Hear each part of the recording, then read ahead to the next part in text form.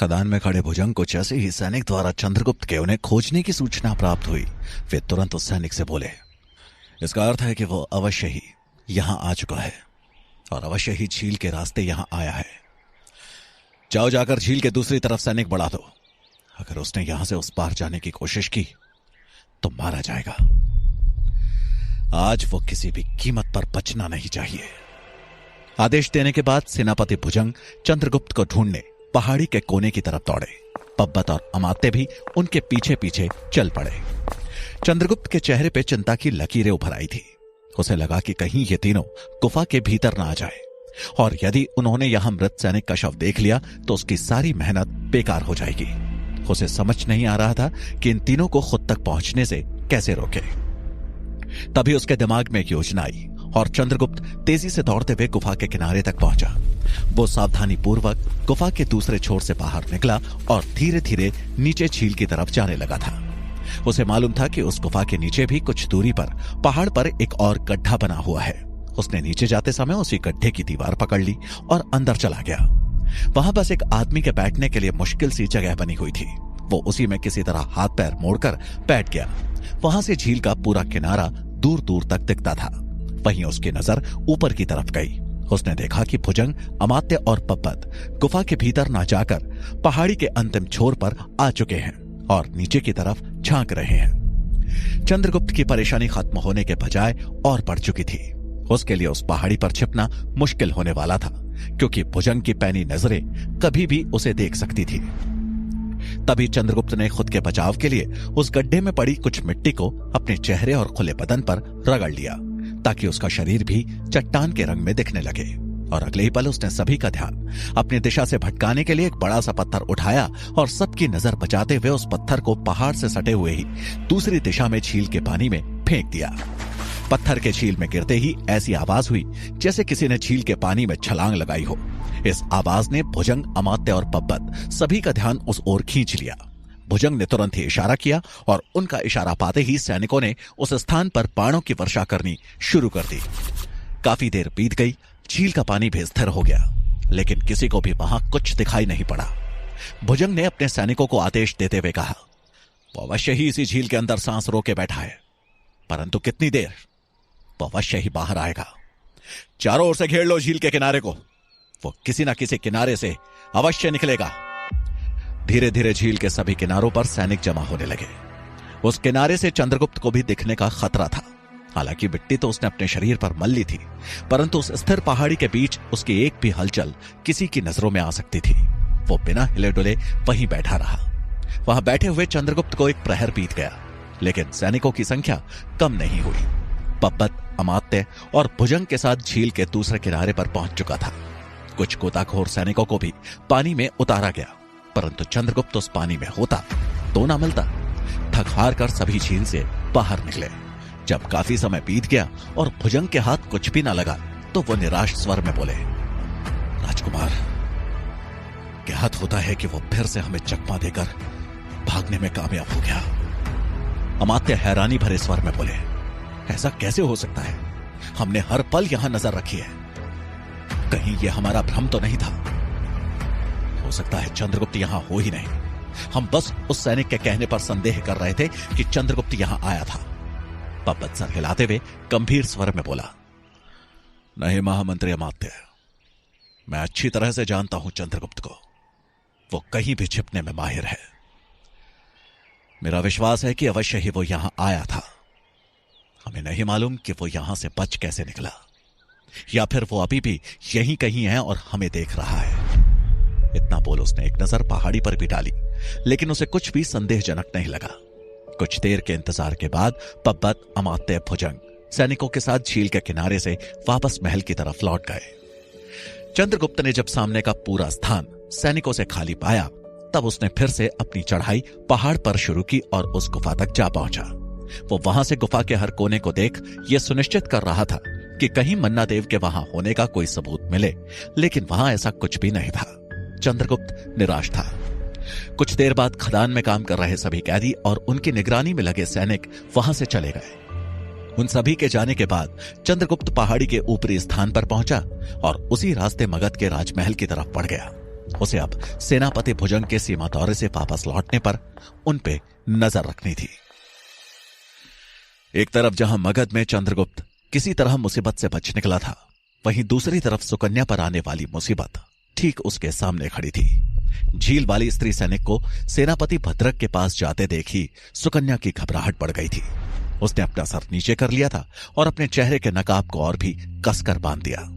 भद्रक के पास पहुंचते ही वो औरत बोल पड़ी, सेनापति जी, मुझे आपको कुछ बताना है। मुझ पर आज किसी ने हमला? ये शब्द सुनते ही भद्रक के कान खड़े हो गए। उन्होंने उस स्त्री सैनिक को इशारे से चुप रहने को कहा और बोले, यहां नहीं, हम एकांत में बातें करेंगे, चलो मेरे साथ। इतना बोल भद्रक उस औरत को लेकर अंदर कक्ष में चले गए। सुकन्या उन दोनों की बातें सुनना चाहती थी, लेकिन कड़े पहरे के चलते यह असंभव था। सुकन्या को अब एक ही डर था कि कहीं वो औरत उसका सत्य भद्रक को ना बता दे। उसने मन ही मन सोचते हुए कहा, अगर मैं यहां रही तो निश्चय ही मेरी मौत तय है। मुझे यहां से किसी भी तरह निकलना ही होगा। उसने एक नजर सभी औरतों पर डाली। वो सभी सेनापति के शिविर की तरफ ही देख रही थी। वो धीरे धीरे वहां से निकल मुख्य द्वार की तरफ बढ़ी। वो जानती थी कि अगर उसका सत्य पकड़ा गया तो उसकी मौत तय है। सुकन्या के पास भागने के अलावा और कोई दूसरा विकल्प नहीं था। उसे तो यह समझ में आ गया था कि अगर यहां रही तो मौत तय है, लेकिन भाग के बच गई तो कहीं और रहकर भी झील के रास्ते उस गुप्त कक्ष तक पहुंच सकती थी।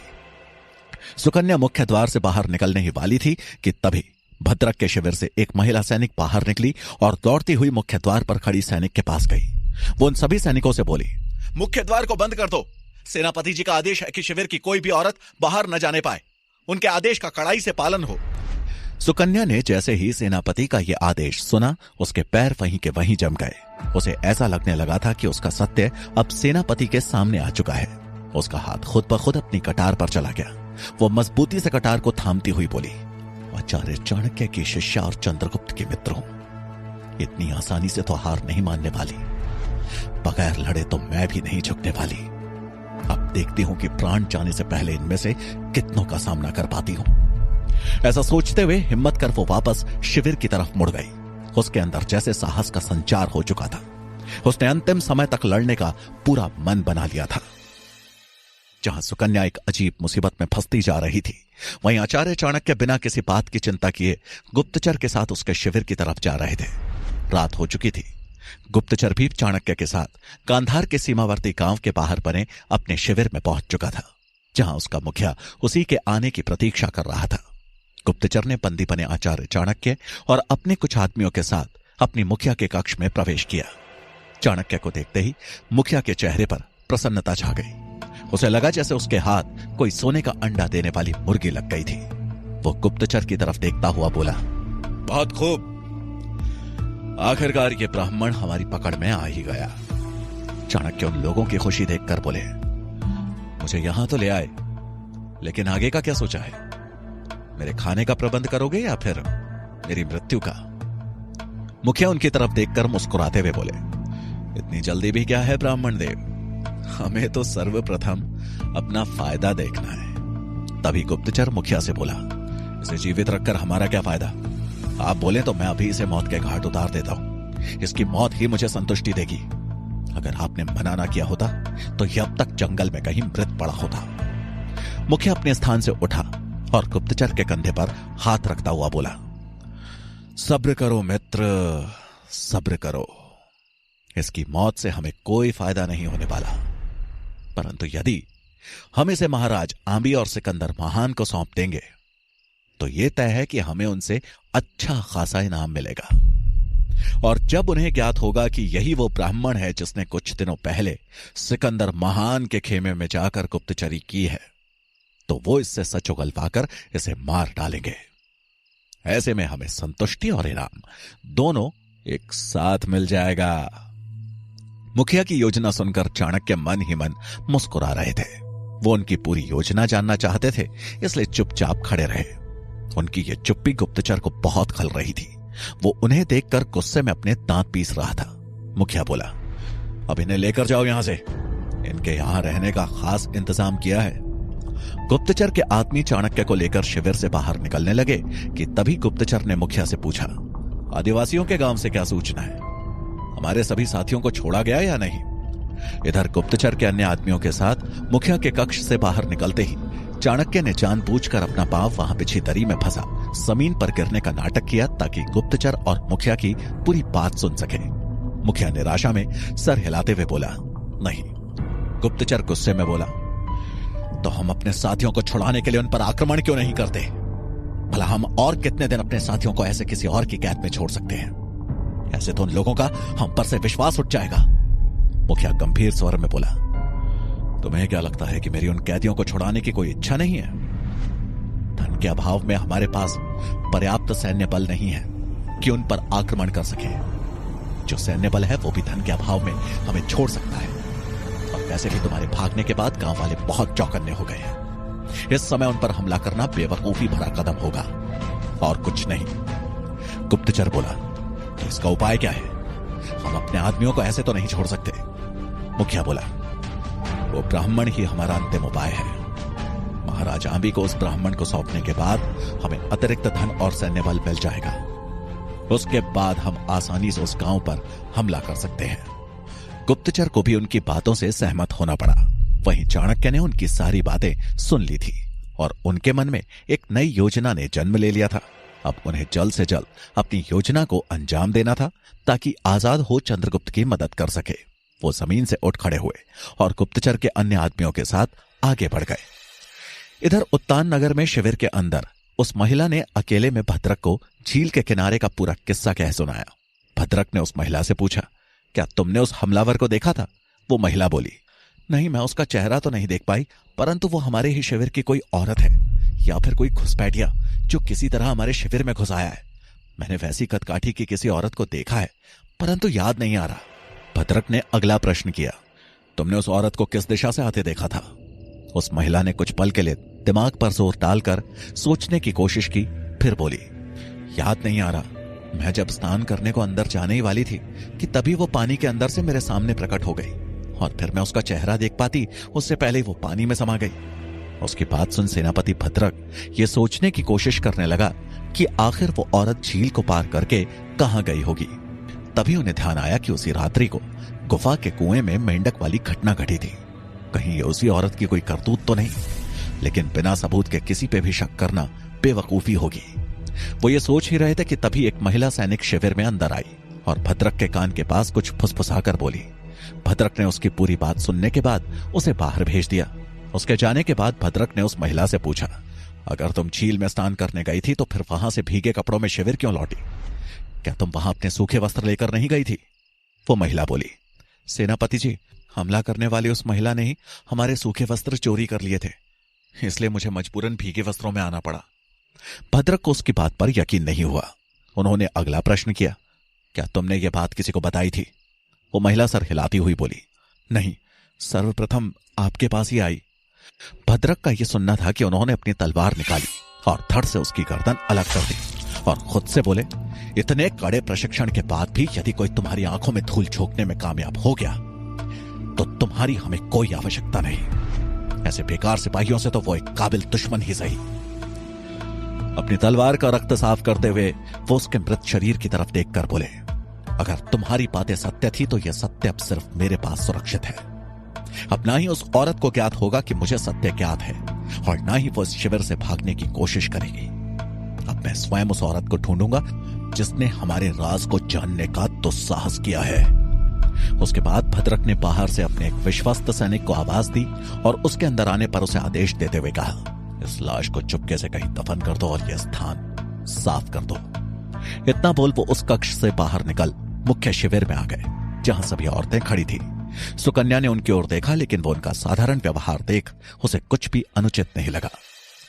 वहीं मगध में रात्रि का समय था। पब्बत अपने कक्ष में बिना किसी भय के आराम कर रहा था। आधी रात बीत चुकी थी। द्वार पर पहरा दे रहे सैनिक भी ऊँघने लगे थे। तभी एक काले साये ने चुपके से खिड़की के रास्ते पब्बत के कक्ष में प्रवेश किया। वो दबे पांव आगे बढ़ रहा था और उसने अपने हाथ में कटार को मजबूती से थाम रखा था। वो साया पब्बत के समीप पहुंच गया और धीरे से उसके कान के पास जाकर बोला, तुम्हें तुम्हारी निष्ठुरता का सबक सिखाने का समय आ चुका है राजकुमार पब्बत। ऐसा कहकर उस साये ने अपने चेहरे से चादर हटाई। वो साया और कोई नहीं बल्कि चंद्रगुप्त था। जो साक्षात मृत्यु का देव बनकर पब्बत के सामने खड़ा था। पब्बत गहरी नींद में था। उसे नहीं पता था कि यह रात उसके जीवन की अंतिम रात होने वाली है। इसके विपरीत चंद्रगुप्त खिड़की से उसके कक्ष के भीतर प्रवेश कर चुका था। चंद्रगुप्त अपने हाथों में मजबूती से कटार थामे हुए था।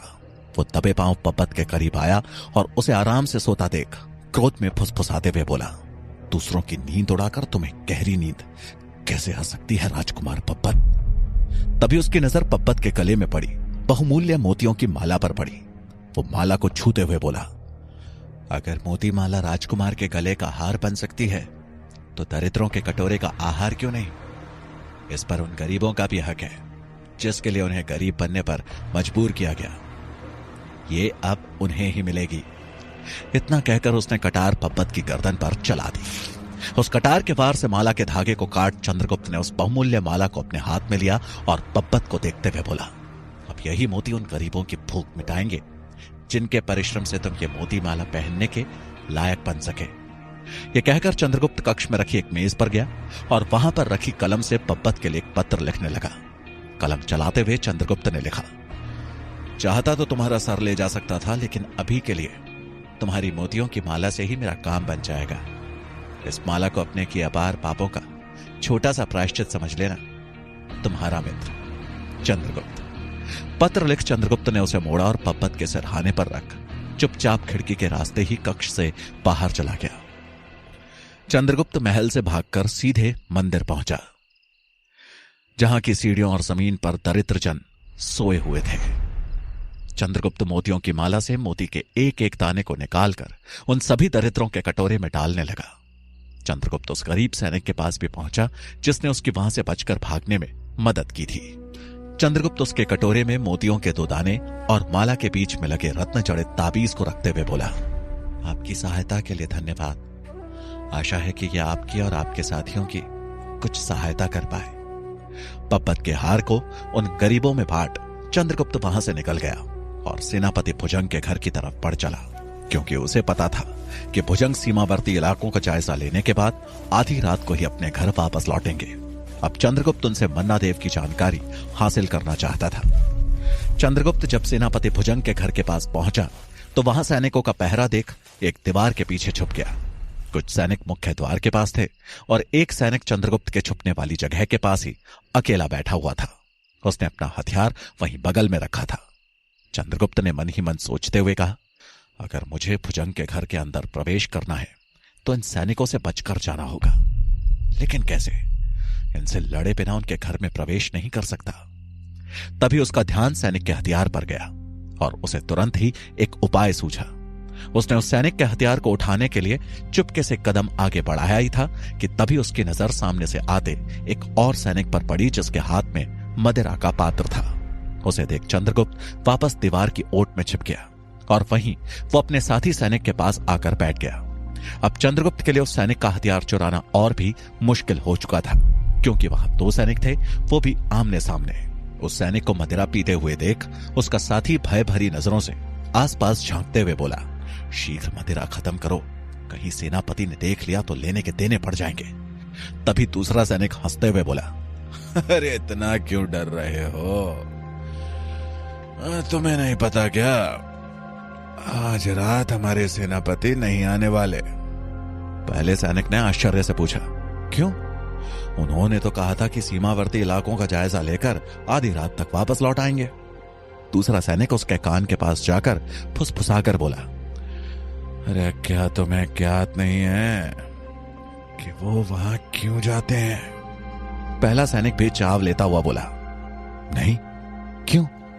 दूसरे सैनिक ने इधर उधर देखा, फिर उसके कान में कहा, क्योंकि सीमावर्ती गांव में उनकी एक प्रेयसी रहती है और वो सप्ताह में एक दिन उसके साथ बिताते हैं। पहला सैनिक अचरज करता हुआ बोला, ओ, तभी मैं भी सोचता था कि हर बार आधी रात कहकर वो सुबह ही वापस क्यों आते हैं। दूसरा सैनिक सहानुभूति दिखाते हुए बोला, अब सेनापति जी भी क्या करे, मगध का भार जो है उनके कंधों पर। उसकी बात सुन दोनों खिलखिलाकर हंस पड़े और फिर पहला सैनिक बोला, खैर, अब जब सेनापति नहीं आ रहे तो हम भी अपनी थकान मिटाते हैं। इतना बोल दोनों मजे से गप्पे लड़ाते हुए मदिरा पान करने लगे। वहीं चंद्रगुप्त ने जब यह सुना कि भुजंग आज रात नहीं आने वाले तो उसका चेहरा निराशा से भर गया। लेकिन तभी चंद्रगुप्त ने मन में सोचा, भुजंग भले ही अपने घर में ना हो, लेकिन हो सकता है कि मुझे मालिक या फिर उस गुलाम बच्चे से जुड़े कोई सबूत उसके घर में मिल जाए। मुझे किसी भी तरह भुजंग के घर में प्रवेश करना ही होगा। ऐसा विचार कर चंद्रगुप्त वहीं दीवार के पीछे छिपकर उन सैनिकों के सोने की प्रतीक्षा करने लगा, ताकि मौका मिलते ही भुजंग के घर में प्रवेश कर सके। जहां मगध में चंद्रगुप्त सेनापति भुजंग के इंतजार में था, वहीं उत्तान नगर के शिविर में सुकन्या भी उस औरत के इंतजार में थी जो उसे झील किनारे मिली थी। सेनापति भद्रक के तंबू में जाने के बाद से ही वो स्त्री सैनिक शिविर से गायब थी। अपने आप को अभी तक आजाद देख सुकन्या को इतना तो समझ आ गया था कि वो औरत उसका चेहरा नहीं देख पाई, लेकिन वो ये भी जानना चाहती थी कि आखिर उसने सेनापति भद्रक को क्या क्या बताया है। रात से सुबह हो चुकी थी, लेकिन वो औरत अपने शिविर में कहीं नहीं दिखी। सुकन्या ने उसके शिविर में रहने वाली अन्य स्त्रियों से भी प्रश्न किया, लेकिन कोई भी उसके बारे में कुछ न बता सकी। सुकन्या सोचती हुई मन ही मन बोली, आखिर ये औरत जा कहां सकती है? सेनापति से मिलने के बाद तो मैंने उसे देखा भी नहीं, मुझे उसे तलाशना ही पड़ेगा। सुकन्या ने आखिरकार सेनापति के तंबू में जाने का मन बना लिया। उसने खुद को समझाते हुए कहा, आज हिम्मत करके सीधे तंबू में जाती हूं। सत्य पता करना है तो जोखिम तो उठाना ही पड़ेगा। यह सोच वो तुरंत सेनापति के शिविर की तरफ बढ़ चली। वो जानती थी कि आज सेनापति अपने ही शिविर में है और वहां पहरा भी कड़ा है। वो जैसे ही शिविर के पास पहुंची, वहां पहरा दे रहे महिला सैनिकों ने उसे रोका और पूछा, कहां जा रही हो? इधर अंदर जाना मना है। सुकन्या कठोर आवाज में बोली, मुझे सेनापति जी से मिलना है, उनसे कुछ पूछना है मुझे। यह सुन दोनों महिला सैनिक उस पर हंसने लगी। एक सैनिक उससे बोली, सेनापति जी से तुम प्रश्न करोगी? तुम में इतना सामर्थ्य नहीं कि तुम उनसे प्रश्न करो। वापस जाओ यहां से। बिना सेनापति जी की इच्छा के कोई भी उनसे नहीं मिल सकता। सुकन्या बोली, मेरा उनसे मिलना बहुत जरूरी है। ऐसा भी क्या जरूरी काम है तुम्हें उनसे? भीतर से एक सेना प्रमुख बाहर आते हुए बोली। सुकन्या ने ध्यान से उन्हें देखा और फिर बोली, कल हमारे शिविर की एक महिला सेनापति जी से मिलने आई थी, लेकिन तब से उसका कोई पता नहीं। मैंने उसे पूरे शिविर में खोजा, लेकिन वो कहीं नहीं मिली। उस सेना प्रमुख ने बड़े ध्यान से सुकन्या को संदेह भरी नजरों से देखा। उसे इस तरह से खुद को घूरता हुआ देख सुकन्या थोड़ा सकपका गई। उस सेना प्रमुख ने कड़कती आवाज में पूछा, क्या नाम है तुम्हारा? सुकन्या तो जैसे अपनी ही भय से व्याप्त दुनिया में खोई हुई थी। सेना प्रमुख ने इस बार थोड़ी और ऊंची और कड़क आवाज में कहा, सुना नहीं? नाम क्या है तुम्हारा? सुकन्या हड़बड़ाते हुए बोली, वसंता है मेरा नाम। सेना प्रमुख बोली, तुम उस महिला के बारे में क्यों पूछ रही हो? क्या तुम उसके साथ रहती हो? सुकन्या नामे सर हिलाती हुई बोली, नहीं, दरअसल उसने अभ्यास के लिए मेरी कटार ली थी और अब तक उसे लौटाया नहीं। मैं कटार लेने उसके शिविर में गई तो वहां नहीं मिली। उसके साथ रहने वाली औरत को भी उसके बारे में कुछ नहीं पता था। मैं कटार के लिए उसका इंतजार करती रही, लेकिन रात्रि से सुबह हो गई और वो आई ही नहीं। सेना प्रमुख सुकन्या से नजरें चुराते हुए बोली, उस स्त्री सैनिक को किसी विशेष कार्य से शिविर के बाहर भेज दिया गया है, कुछ दिनों में लौट आएगी। क्या उसके साथ रहने वाली औरत को यह नहीं पता? सुकन्या ने नामे सर हिला दिया।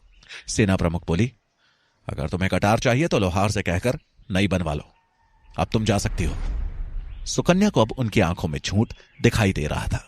वो मन ही मन सोचते हुए बोली, यह अवश्य झूठ बोल रही है। कुछ तो हुआ है शिविर के अंदर जो शायद बाहर वालों को ज्ञात नहीं। मैं कैसे ज्ञात करूं? सोचते हुए अचानक उसका ध्यान नीचे जमीन पर गया, जहां कुछ लाल धब्बा सा दिख रहा था। वो अभी उसे गौर से देख ही रही थी कि तभी उस सेना प्रमुख की आवाज उसके कानों में पड़ी, क्या तुम्हारे लिए यहां से जाने के लिए पालकी मंगवानी होगी? अब जाओ यहां से और हमें अपना कार्य करने दो। उसकी आवाज से सुकन्या का पूरा शरीर कांप गया। वो तुरंत ही वहां से अपने कक्ष की ओर मुड़ गई, लेकिन जमीन पर पड़े खून के उन लाल धब्बों ने उसे यह तो बता दिया था कि स्त्री सैनिक को शिविर से ही नहीं बल्कि इस दुनिया से ही दूर भेज दिया गया है। इधर तांबी का सेवक यज्ञदत्त अपने आदमियों के साथ पूछताछ करता हुआ गांधार के बाहर गुप्तचर के शिविर वाली जगह पर पहुंच चुका था, परंतु उन्हें वहां शिविर का नामो निशान भी दिखाई नहीं पड़ा। यज्ञदत्त हैरान होकर अपने एक साथी से बोला, उस गांव वाले ने तो इसी स्थान का पता बताया था, लेकिन यहां तो शिविर का नामो निशान भी नहीं है। तुमने सही से सुनी थी ना उसकी बातें? उसका साथी बोला, हां हां, उसने इसी स्थान का जिक्र किया था। तभी यज्ञदत्त की नजर जमीन पर पड़ी, जहां एक निश्चित जगह पर छोटे छोटे गड्ढे बने हुए थे। वो उस तरफ इशारा करता हुआ अपने साथी से बोला, वो रहा शिविर के यहां होने का प्रमाण। वो यहीं थे और शायद अब यहां से प्रस्थान कर गए होंगे। उसके साथी ने वहां से आगे जाने वाले रास्ते की तरफ देखते हुए कहा, आगे तो गांधार के लिए सिर्फ एक ही रास्ता जाता है। वे लोग अवश्य ही आचार्य चाणक्य को गांधार लेकर गए होंगे। यज्ञदत्त सहमति में बोला, मुझे भी ऐसा ही प्रतीत हो रहा है। वहीं गुप्तचर और उसका मुखिया पास में पेड़ों के पीछे छुपकर उन लोगों पर नजर रखे हुए थे। उनके साथ आचार्य चाणक्य भी बंदी बने हुए थे। वो कुछ न बोल पाए, इसके लिए उनके मुंह को भी बांध रखा था। मुखिया गुप्तचर से बोला, मुझे ज्ञात था कि इस ब्राह्मण को ढूंढने इसके आदमी अवश्य आएंगे, इसलिए शिविर हटाने का हमारा फैसला सही साबित हुआ। गुप्तचर मुखिया की बात से सहमत दिखा और फिर यज्ञदत्त और उसके आदमियों की तरफ देखता हुआ बोला, तो अब इनके साथ क्या करना है? क्या इन्हें घेर कर यही मार दें? मुखिया डांटते हुए बोला, नहीं, ऐसा सोचना भी मत। हम अभी ऐसी स्थिति में नहीं है कि उनका मुकाबला कर सके। अगर हम यहां लड़ाई में फंसे तो अवश्य इस ब्राह्मण को उन्हें दे बैठेंगे, और अगर ये गया तो इसके साथ साथ धन और सैन्य शक्ति पाने की उम्मीद भी चली जाएगी। गुप्तचर चिढ़ते हुए बोला, ठीक है, तो आप ही बताइए कि हम क्या करें अब? क्या इस ब्राह्मण की पूजा करें? अगर इनके आदमी हमारे पीछे फिर से आने लगे तो? मुखिया ने संयम बरतते हुए कहा, शांत हो जाओ, हम दूसरे रास्ते से गांधार के लिए प्रस्थान करेंगे। गुप्तचर बोला, दूसरा रास्ता कैसे? सामने तो सिर्फ एक ही रास्ता है और वहां भी उनके आदमी खड़े हैं। मुखिया मुस्कुराते हुए बोला, यह रास्ता तो व्यापारिक रास्ता है, लेकिन एक और रास्ता है जो गुप्त है और कुछ लोग ही उसके बारे में जानते हैं। यहां से वापस कुछ दूर चलने पर दो रास्ते हैं, उन्हीं में से एक रास्ता गांधार की तरफ जाता है। उधर घना वन है, इसलिए जंगली जानवरों का खतरा अवश्य है, परंतु वो खतरा हम मोल ले सकते हैं। गुप्तचर मन ही मन गुस्सा करता हुआ बोला, यहां नहीं तो वहीं सही, लेकिन मौत रास्ते में अवश्य है। अच्छा इंतजाम किया है आपने हमारी मौत का। मुखिया उसके मन की बात भांपते हुए मन ही मन मुस्कुरा रहा था। वहीं चंद्रगुप्त के बारे में सोचते हुए आचार्य चाणक्य के माथे पर चिंता की लकीरें उभर आई थी। वो मगध जाने वाले रास्ते की तरफ देखते हुए बोले, पता नहीं चंद्रगुप्त कैसा होगा और मगध में क्या कर रहा होगा। मां भारती उसकी रक्षा करे। मैं अब और विलंब नहीं कर सकता, मुझे भी जल्दी ही मगध पहुंचना होगा। पर सबसे पहले मुझे इन लोगों से बचकर यहां से किसी तरह निकलना होगा। एक तरफ जहां आचार्य चाणक्य गांधार के गुप्तचरों के बीच फंसे थे, वहीं मगध में मुरा भी शीघ्र एक नई मुसीबत में फंसने वाली थी। सुबह का समय था। मुरा रोज की भांति रसोई घर में झाड़ू लगा रही थी। वो झाड़ू देते हुए जैसे ही भोजन गृह में पहुंची तो देखा कि वहां एक सैनिक अपने पहने हुए वस्त्रों में रोटियां छुपा रहा है। वो हैरान होकर उसकी तरफ देखने लगी, पर जैसे ही उस सैनिक को आभास हुआ कि कोई उसे देख रहा है तो वो तुरंत पीछे पलटा। उसे पलटता देख मुरा वहां झाड़ू देने का अभिनय करने लगी। सैनिक ने एक नजर मुरा की तरफ देखा और फिर भोजन गृह से निकल गया। मुरा उसे जाते हुए देख रही थी। मन ही मन वो हैरान होती हुई बोली, इतनी सुबह ये सैनिक रोटियां ले जा रहा है। भला इतनी सुबह रोटियां किसके लिए ले जा रहा होगा? वो भी बासी रोटियां। आज तक तो कभी नहीं गई। मुरा को पहचानते हुए देर नहीं लगी कि वो अमात्य का खास सैनिक था। वो मन ही मन सोचती हुई बोली, अमात्य के सेवक को रसोई से बासी रोटियां ले जाने की क्या आवश्यकता पड़ी है? इसमें जरूर कोई रहस्य है, पता करना पड़ेगा।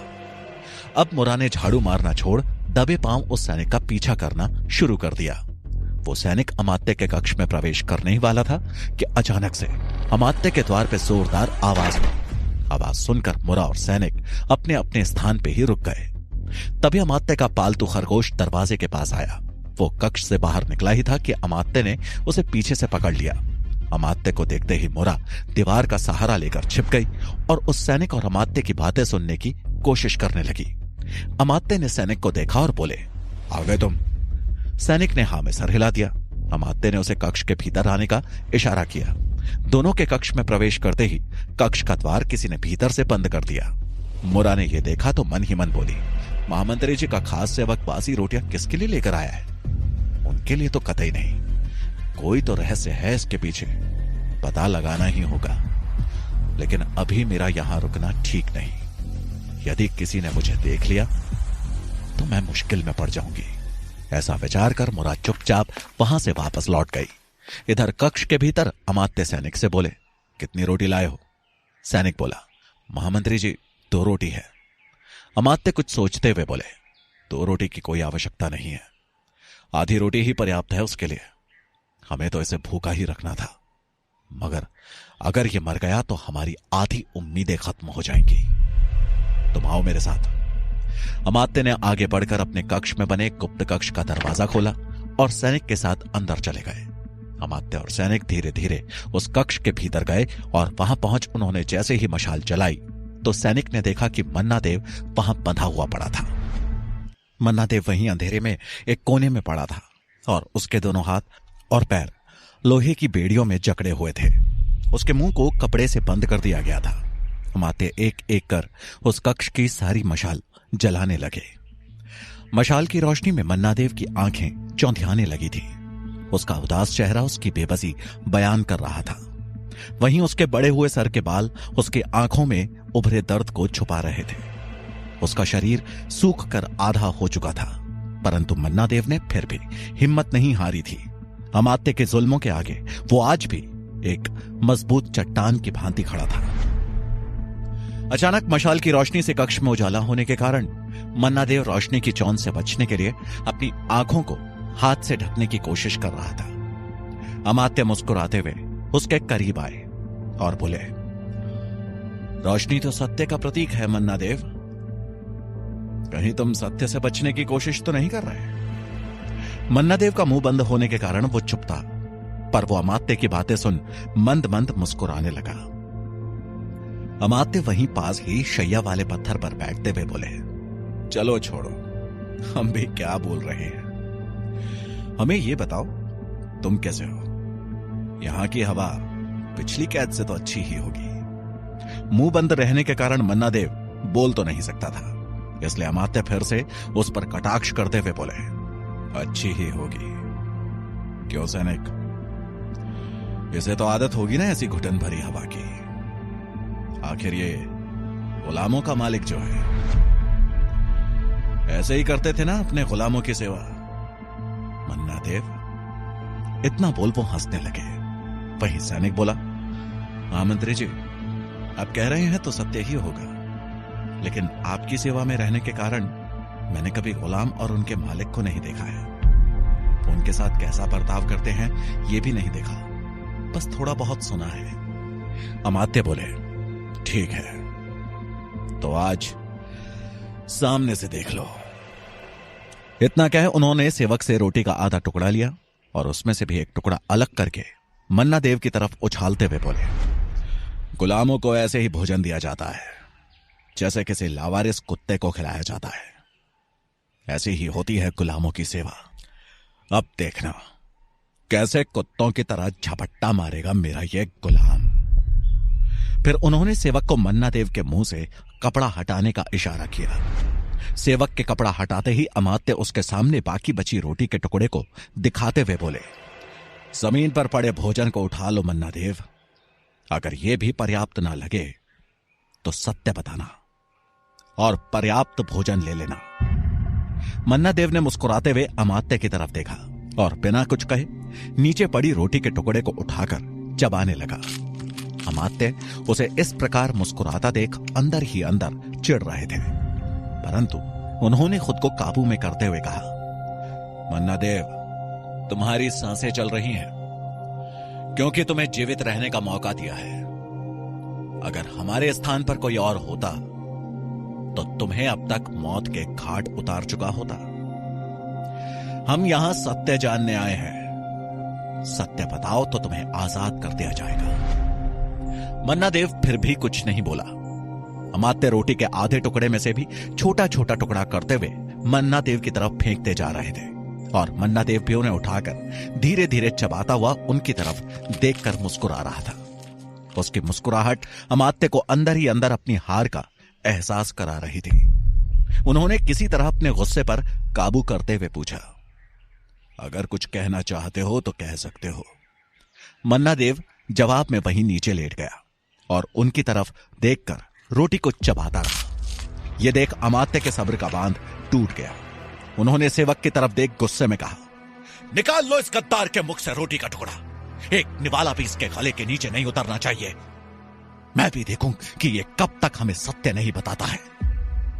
उनका यह बोलना था कि मन्ना देव ने रोटी के सारे टुकड़े मुंह से उगल दिए और चिल्लाता हुआ बोला, यह रहा आपका घमंड अमात्य, जमीन पर पड़ा हुआ, स्वाद रहित। आपको क्या लगा आप भूख का डर दिखाकर मुझसे सत्य निकलवा लेंगे? मुझे आपका एक भी निवाला नहीं चाहिए। आप लाख प्रयत्न कर ले, लेकिन सत्य सिर्फ मुझ तक ही सीमित रहेगा, सिर्फ मुझ तक। अब जाइए अमात्य, आपको और भी ढेर सारे षड्यंत्रों का खेल खेलना होगा बाहर। जाइए यहां से। फिर वो गुस्से में सेवक की तरफ देखकर बोला, तुम्हें गुलामी देखनी थी ना?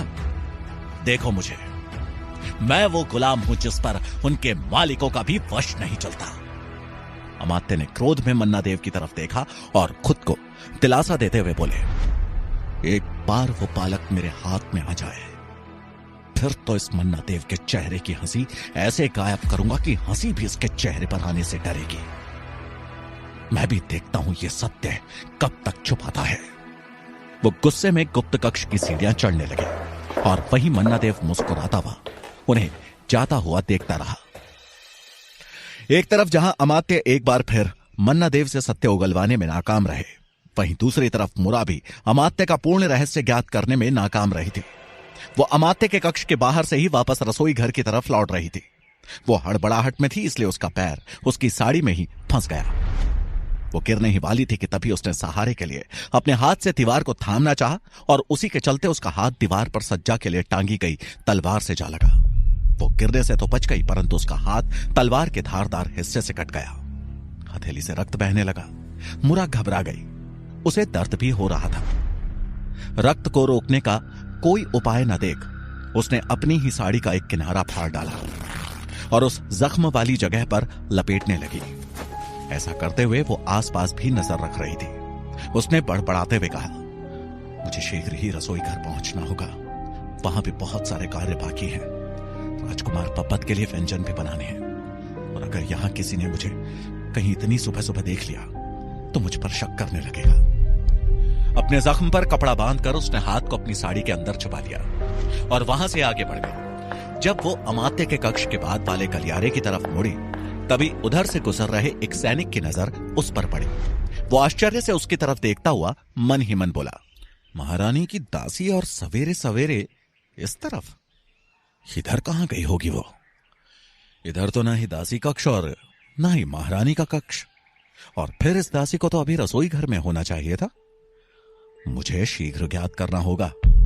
तभी उस सैनिक की नजर उसके हाथ पर पड़ी जो साड़ी के अंदर छुपा हुआ था। वो शक भरी निगाहों से उसके छुपे हुए हाथ की तरफ देखने लगा और बोला, ये दासी अपने हाथ में छुपाकर क्या ले जा रही है? कहीं इसने महल से कुछ चुराया तो नहीं है? इसके हाथ में अवश्य ही चोरी का सामान मालूम होता है। उसे हड़बड़ाहट में देख उसका शक और यकीन में बदल रहा था। उसने कहा, अभी जाकर इसकी तलाशी लेता हूं। ये अवश्य ही कुछ चुरा कर भाग रही है, मुझसे बचकर कहां भागेगी। वो तुरंत ही उसकी तरफ बढ़ा। वही मुरा को भी जैसे आभास हो गया था कि कोई उसकी तरफ आ रहा है, और उसने अपनी चाल तेज कर दी। वो सैनिक अभी 2 कदम आगे चला ही था, लेकिन फिर रुकते हुए खुद को समझाता हुआ बोला, ये तो महारानी की दासी है। अगर मेरा संदेह निराधार हुआ और तलाशी में कुछ नहीं मिला तो अवश्य मैं मुसीबत में फंस जाऊंगा।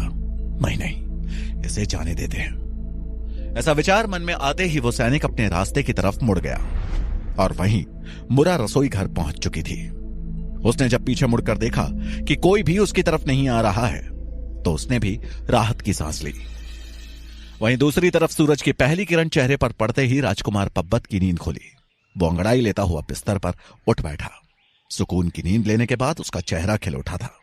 तभी महारानी उसके कक्ष में आई और खुश होती हुई बोली, आज मेरा पुत्र स्वयं उठ गया। पहले तो मुझे आकर जगाना होता था तुम्हें। लगता है तक्षशिला के गुरुकुल का असर है। महारानी को देखते ही पब्बत बोला, प्रणाम माता, आप सत्य बोल रही हैं, यह गुरुकुल का ही असर है।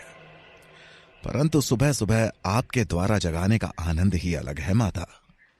बातें करते हुए वो बिस्तर से नीचे उतरा और महारानी के पास आकर उनके दोनों हाथ पकड़कर बोला, परंतु माता, आज इतनी सुबह सुबह आप यहां? सब कुशल तो है? महारानी पब्बत के गालों पर प्यार से हाथ फेरती हुई बोली, हां पुत्र, सब कुशल है। भला तुम्हारे जैसे पुत्र के होते हुए मुझे क्या हो सकता है? पब्बत भी मुस्कुरा उठा। महारानी आगे बोली, मेरा पुत्र महीनों बाद घर लौटा है तो उसके लिए मैंने तरह तरह के व्यंजन बनाने को कहा है, परंतु मैं तुमसे भी पूछना चाहती थी कि तुम्हें क्या सर्वाधिक पसंद है। कहीं इतने दिनों में तुम्हारी पसंद बदल तो नहीं गई? पब्बत मुस्कुराता हुआ बोला, नहीं माता, आपके हाथ का बना लड्डू मेरा पसंदीदा मिष्ठान है। भला वो स्वाद कैसे भूल सकता हूं? मुझे तो लड्डू ही चाहिए, वो भी आपके हाथ के। महारानी उसके माथे पर प्यार से हाथ फेरती हुई बोली, फिर शीघ्र आ जाओ तैयार होकर भोजन कक्ष में। मैं अभी रसोई घर में जाकर तुम्हारे लिए लड्डू और साथ ही अन्य व्यंजनों का प्रबंध करती हूं।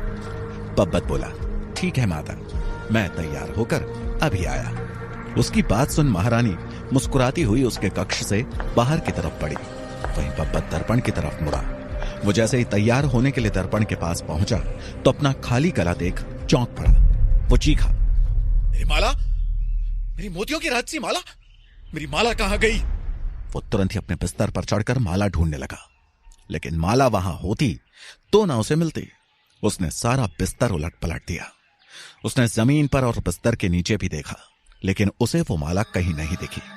पर तभी उसके हाथ चंद्रगुप्त द्वारा लिखा गया खत लगा। उसके खत में लिखे चंद्रगुप्त के संदेश को पढ़ते ही पब्बत की त्योरियां चढ़ गई। उसका चेहरा क्रोध से लाल हो चुका था। अगर चंद्रगुप्त इस समय उसके समक्ष होता तो वो शायद तलवार के वार से सदा सदा के लिए उसका किस्सा ही समाप्त कर देता। उसकी चीख सुनकर अब तक द्वार पर पहरा देने वाले सैनिक और महारानी भी वापस अंदर कक्ष में आ चुकी थी। पब्बत को परेशान देखकर महारानी बोली, क्या हुआ पुत्र, क्या ढूंढ रहे हो? पब्बत वहां आए सैनिकों को देखकर गरजते हुए बोला, कहां थे तुम लोग रात को? कल रात कोई व्यक्ति मेरे कक्ष में आकर चोरी करके चला गया और तुम लोग सोते रह गए। एक सैनिक धीरे से बोला, क्षमा करें राजकुमार, द्वार से कोई भी अंदर नहीं आया था। हम तो रात भर जागकर यहीं बाहर पहरा दे रहे थे। पब्बत डांटते हुए बोला, तो क्या मेरी मोतियों की माला खुद चलकर बाहर चली गई यहां से? सब के सब निकम्मे हो तुम, निकल जाओ यहां से। महारानी बोली, शांत पुत्र, शांत। तभी उसकी नजर खिड़की की तरफ गई और वो समझ गया कि चंद्रगुप्त खिड़की के रास्ते ही भीतर आया होगा।